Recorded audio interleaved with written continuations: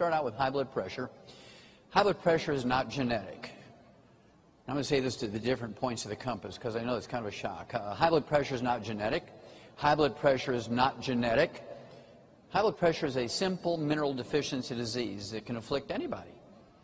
Simple mineral deficiency disease. You supplement with the minerals, you don't get it. If you don't supplement with the minerals, you do get high blood pressure, and if you supplement with minerals, it goes away. It's just that simple. High blood pressure medication can lower blood pressure, but it doesn't solve the problem that caused the high blood pressure. You can symptomatically reduce high blood pressure, but you're still going to die from the complications of high blood pressure, even if though your blood pressure is, quote, under control, unquote. So once you appreciate that, you're going to add 25 to 50 healthful years to your life.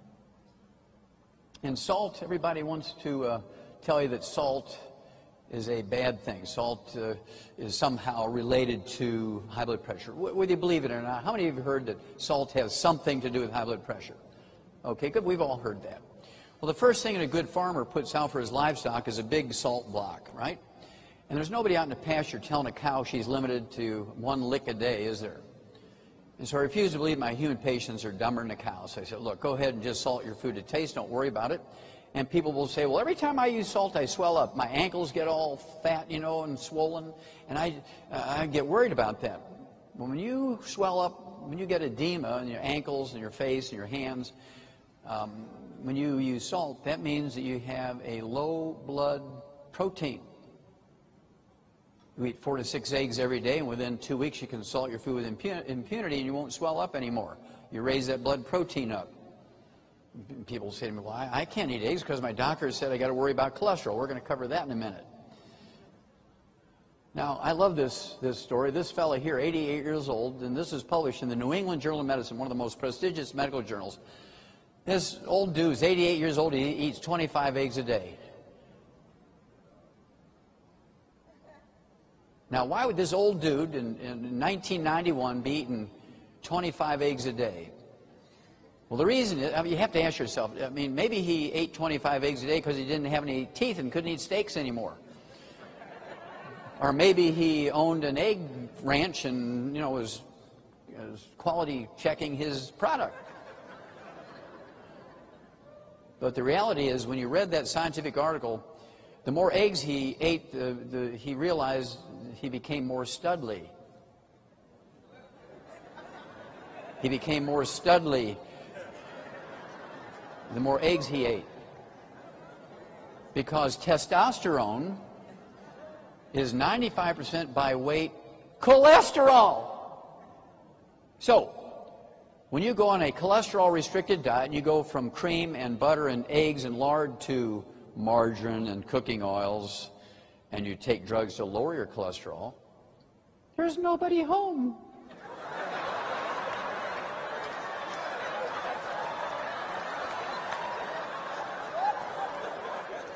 So, ladies,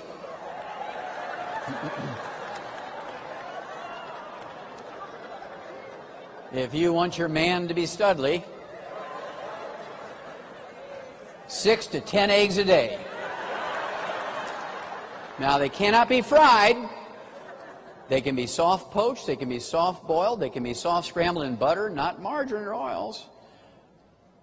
And I can tell you from personal experience, I'm 71 years old and 10 eggs a day works. Hooah!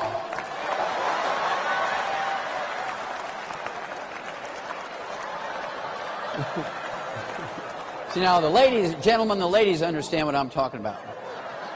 Okay. That little box down there in the middle, this was actually the same study I just showed you on salt. That particular study was actually a government study called the Sodium Task Force. They said medical doctors want you to get your salt intake to 1 gram a day, which is kind of like a half a teaspoon of salt a day. And if you do that, it increases your risk of dying of a heart attack by 600%.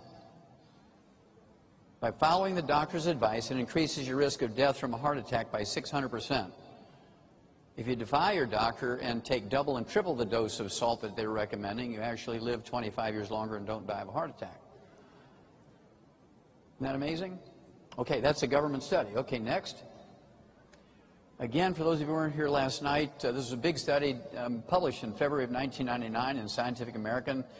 Scientific American sent a group of genetic and DNA scholars to Nigeria. They went out into the forest of Nigeria, and their task was to find one black tribesman who had normal genes for blood pressure. They were going to take his blood and genetically engineer him and make a vaccine and come back to America and inject every black man with his vaccine to get everybody's blood pressure down to normal. When they got to Nigeria, they were shocked to find out that only 7% of the people in Nigeria had high blood pressure, 93% were normal. They were just shocked. Because in Chicago, the number or the percentage of people who had high blood pressure who had a genetic relationship to Nigeria from the old slave days, 33% had high blood pressure in Chicago, but only 7% in Nigeria. And that tells you immediately that it's not genetic, because your position on Earth doesn't determine how a genetic disease will manifest itself. So if it was genetic, it would be 7% in Nigeria and 7% in America. Or if it was genetic, it would be 33% in Chicago and 33% in Nigeria. But the fact that this big disparity tells you immediately it's not genetic. So what was the difference? Why these people in Nigeria were protected? Well, because they actually were primitive. They had no electricity, and so they still used wood for fuel to heat their homes and cook their food. They would take the wood ashes and use that as a fertilizer, and wood ashes is a misnomer, because the stuff that's left when you burn wood for fuel is not really ashes. It's the minerals that the tree had picked up out of the ground. You burn the carbon, and these minerals are put into the gardens. The okra and the sweet potatoes and the onions and the tomatoes and corn take up these minerals. You eat those foods, you get the minerals in that fashion. Well, how many of you, raise your hand, how many of you live entirely out of a garden and never go to a grocery store anymore? Well, looky there.